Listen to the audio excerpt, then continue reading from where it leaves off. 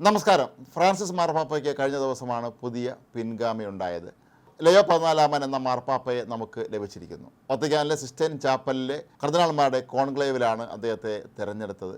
കോൺക്ലേവിൽ നടക്കുന്ന കാര്യങ്ങളൊക്കെ തന്നെ എപ്പോഴും രഹസ്യമായിരിക്കും. ഒരു കാരണവശാലും അതിൻ്റെ വിവരങ്ങളൊന്നും തന്നെ പുറത്തു പോവുകയില്ല. കർദിനാൾമാർ ഇതിലേക്ക് പ്രവേശിക്കുമ്പോൾ തന്നെ സ്വന്തം മൊബൈൽ ഫോണുകൾ പോലും വത്തിക്കാനിലെ ഓഫീസിൽ ഏൽപ്പിച്ചിട്ട് വേണം ചടങ്ങിൽ പങ്കെടുക്കാൻ. എന്നാൽ മാർപ്പാപ്പയെ തിരഞ്ഞെടുത്തതിന് ശേഷം അവിടെ ഉണ്ടായ രസകരമായ അനുഭവങ്ങൾ ഇപ്പോൾ പലരും പങ്കുവയ്ക്കുന്നുണ്ട്. അദ്ദേഹം പറയുന്നത് അമേരിക്കക്കാരനായ കർദിനാൾ റോബർട്ട് ഫ്രാൻസിസ് പ്രൊവോസ്റ്റിനെ മാർപ്പാപ്പയെ തിരഞ്ഞെടുത്ത നിമിഷമാണ്. താങ്കളെ മാർപ്പാപ്പയെ തിരഞ്ഞെടുത്തിരിക്കുന്നു എന്ന് കർദിനാൾമാർ ചേർന്ന് പ്രൊവോസ്റ്റയോട് അറിയിച്ചപ്പോൾ, അതായത് ഇന്നത്തെ മാർപ്പാപ്പയോട് അറിയിച്ചപ്പോൾ, അദ്ദേഹം വൈകാരികമായൊന്നും തന്നെ പ്രതികരിച്ചില്ല എന്നാണ് കർദിനാൾ ചൂണ്ടിക്കാട്ടുന്നത്. അദ്ദേഹം വളരെ ശാന്തനായി സൗമ്യനായി തനിക്ക് ലഭിച്ച ഈ അത്യപൂർവമായ ബഹുമതിയുള്ള ഈ സ്ഥാനം സ്വീകരിച്ചത് എന്നാണ് കർദിനാൾ പറയുന്നത്. പുതിയ മാർപ്പാപ്പയെ തിരഞ്ഞെടുക്കുന്നതിനുള്ള കോൺക്ലേവിൽ പങ്കെടുത്ത 133 കർദിനാൾമാരിൽ ഒരാളായിരുന്നു കർദിനാൾ നിക്കോൾസ്. അദ്ദേഹം പറയുന്നത് പോപ്പ് ലേയോ 14 എല്ലാ അർത്ഥത്തിലും ഒരു വിശ്വപൗരനായിരിക്കും എന്നാണ്. വളരെ ശാന്ത സ്വഭാവക്കാരനായ, ഇപ്പോഴും വളരെ സൗമ്യനായി കാണപ്പെടുന്ന, ജീവിതത്തിൽ എല്ലാത്തിനെയും വളരെ ധൈര്യത്തോടെ നേരിടുന്ന ഒരാളായിട്ടാണ് എനിക്ക് തോന്നിയത് എന്നാണ് അദ്ദേഹം പറഞ്ഞത്. അപ്പോൾ മാധ്യമപ്രവർത്തകർ അദ്ദേഹത്തോടൊരു ചോദ്യം ചോദിച്ചു. കർദിനാൾ നിക്കോൾസിനോടൊരു ചോദ്യം ചോദിച്ചു.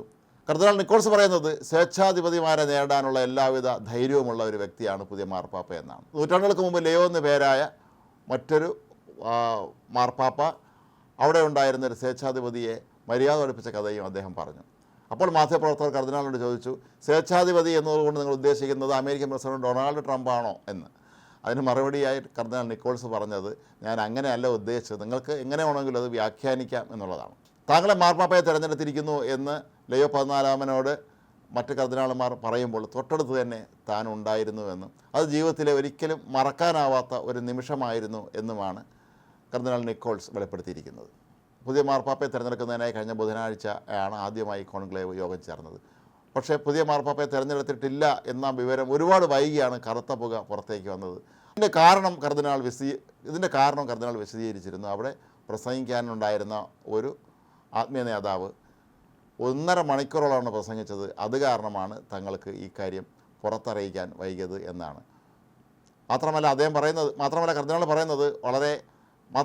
പറയുന്നത് ലോകമെമ്പാടും നിന്നുള്ള കർദിനാൾമാരെയൊക്കെ തന്നെ പരിചയപ്പെടാൻ കഴിഞ്ഞാൽ തനിക്ക് അതിയായ സന്തോഷമുണ്ട് എന്നും മൊബൈൽ ഫോണിനെ കൊണ്ടുള്ള ശല്യമില്ലായിരുന്നു എന്നുള്ളത് അതിനേക്കാൾ സന്തോഷം പകരുന്ന കാര്യമാണ് എന്നുമാണ് ഈ കർദിനാൾ നിക്കോൾസ് ഇപ്പോൾ വെളിപ്പെടുത്തിയിരിക്കുന്നത്.